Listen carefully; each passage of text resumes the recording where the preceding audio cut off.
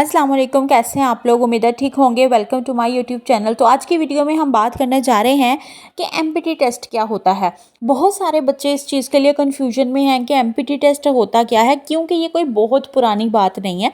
ये कुछ ही सालों से एमपीटी टेस्ट निकला हुआ है। अब एमपीटी टेस्ट क्या होता है, इसकी क्या ज़रूरत है, इस पे क्यों आपने अप्लाई करना है, तो आज हम इसी टॉपिक के ऊपर बात करने जा रहे हैं कि एमपीटी टेस्ट और सीएसएस का क्या ताल्लुक है। तो जिन लोगों को तो पता है बहुत अच्छी बात है, और जिन लोगों को नहीं पता ये वीडियो उन लोगों के लिए है। अगर आप अभी तक मेरी वीडियो पे हैं तो लाइक कर दीजिएगा, सब्सक्राइब कर दीजिएगा मेरे चैनल को, क्योंकि मेरे चैनल पे इस तरह की इन्फॉर्मेटिव वीडियोज़ अब आपको इंशाल्लाह मिलती रहा करेगी। तो स्टार्ट करते हैं जी वीडियो का। तो सबसे पहले मैं आपको बताती चलूँ कि सीएसएस क्या होता है, क्योंकि मेन तो सीएसएस है ना, बाकी एमपीटी और इंटरव्यू तो उसके आगे पीछे की बातें हैं। तो सीएसएस होता है, बहुत सारे लोगों को पता होगा कि ये कम्पिटिटिव एग्ज़ाम होता है।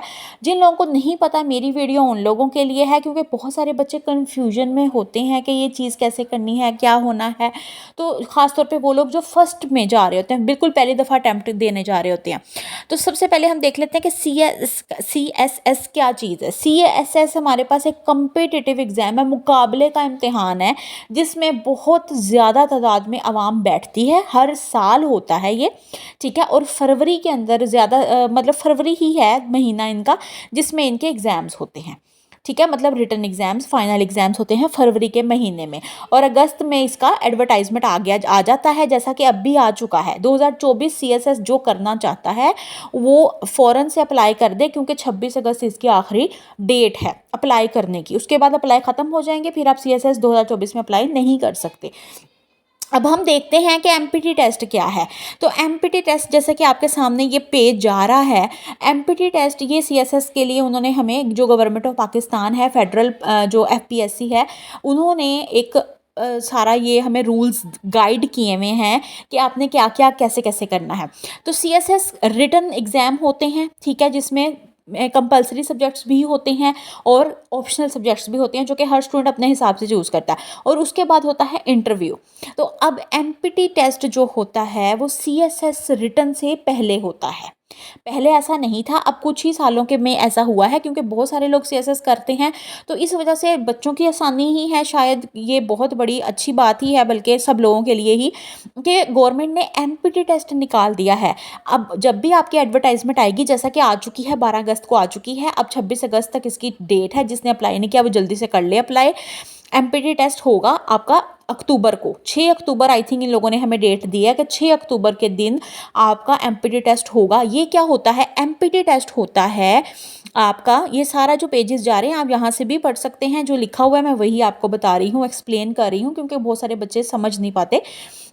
तो एमपीटी टेस्ट होगा आपका सीएसएस रिटन से पहले, जो कि होगा अक्टूबर को, ठीक है। एमपीटी टेस्ट आपका होगा MCQs based paper.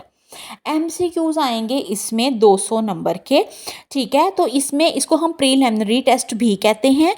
Empty test में आपके सारे एमसीक्यूज आएंगे, इसमें कोई ऐसे नहीं आएगा, कोई स्टोरी नहीं है, कोई लिखना नहीं है, नहीं, सारा एमसीक्यू बेस्ड आपका पेपर होगा, जिसमें इसका सिलेबस भी हम आगे डिस्कस करते हैं। अच्छा, अब ये देखें, जैसे इन्होंने लिखा, मैं पढ़ के भी आपको बता देती हूँ कि प्रीलिमिनरी टेस्ट क्या है। Shall to be 200 minute duration का होगा। वन पेपर बेस्ड होगा। वन पेपर बेस्ड आपने अक्सर सुना होगा, एक वन पेपर बेस होता है जिसके अंदर एमसीक्यूज होते हैं, सारा पेपर ही एमसीक्यूज का होता है, ठीक है। उसमें कोई लॉन्ग क्वेश्चन कुछ नहीं आना, ठीक है। एमसीक्यूज आएंगे 200 मार्क्स के, ठीक हो गया। 200 मार्क्स के एमसीक्यूज आएंगे, मतलब 200 एमसीक्यूज आपके आ सकते हैं। अच्छा जी, तो उन्होंने बोला कि हर रिटन टेस्ट से पहले आपका ये एमपीटी टेस्ट होगा, ठीक है, सीएसएस से पहले, और ये हर साल होगा। 5वें नंबर पे उन्होंने बोला है कि आपने कितना क्वालिफिकेशन, इसका मतलब कितना क्वालिफाई, 33%। अगर आपके एमपीटी टेस्ट में 33% मार्क्स आते हैं, 200 नंबर का पेपर है, 33% अगर आपके मार्क्स आ जाते हैं तो आप क्वालिफाई हैं। अगर आपके एमपीटी टेस्ट जो एमसीक्यू बेस्ड सीएसएस रिटन से पहले 6 अक्टूबर को आपका टेस्ट होने जा रहा है, अगर उसमें से 200 एमसीक्यूज आने हैं, सिर्फ एमसीक्यूज का पेपर है एमपीटी टेस्ट, ठीक होगी बात। अगर उसमें से आपके 33% मार्क्स आ जाते हैं, आई थिंक 60 बनते हैं, फिर भी आप कंफर्म कर लें, मतलब कैलकुलेटर से भी आप कंफर्म कर सकते हैं, 200 नंबर का पेपर होगा, 33% अगर आ जाते हैं तो आप क्वालिफाई हैं। मतलब अगर आपके आ जाते हैं इंशाल्लाह, होप सो, अच्छी उम्मीद रखें, अच्छी तैयारी करें, देन आप क्वालीफाई हैं। आगे इन्होंने यही लिखा हुआ है, किस चीज़ के लिए क्वालीफाई हैं जी? CSS रिटर्न में जाने के लिए क्वालीफाई हैं। अगर नहीं आते, खुदा ना खास्ता किसी के 33% से नहीं मतलब ज़्यादा आते या 30% आते हैं, तो वो नहीं है क्वालीफाई। क्लियर होगी बात? तो ये चीज़ काफ़ी लोगों को कन्फ्यूजन कर रही थी, तो मैंने आपको अच्छे से गाइड कर दिया है कि ये क्या क्या सिस्टम है। उसके बाद उन्होंने बोला है जी, लास्ट पे अब हम देखते हैं कि इसका सिलेबस क्या है, आपने कैसे तैयारी करनी है, क्या पढ़ के जाना है। क्योंकि देखें, अगर आप पढ़ के जाओगे ना तो ही आप अटेम्प्ट कर सकते हो, मुझे ऐसा लगता है। क्योंकि ये ऐसा तो कुछ है नहीं कि हमने लिख के आ जाना है अपने पास से, नहीं। इसमें आपको आना चाहिए, करंट अफेयर्स पता होना चाहिए, पाकिस्तान के बारे में पता होना चाहिए, बाहर का पता होना चाहिए, इस्लामियात का पता होना चाहिए। तो वो हम खुद से तो नहीं लिखेंगे, क्योंकि MCQs है, उसमें नंबर कट गया तो मतलब कट गए नंबर, तो इसलिए आपको पढ़ना पड़ेगा।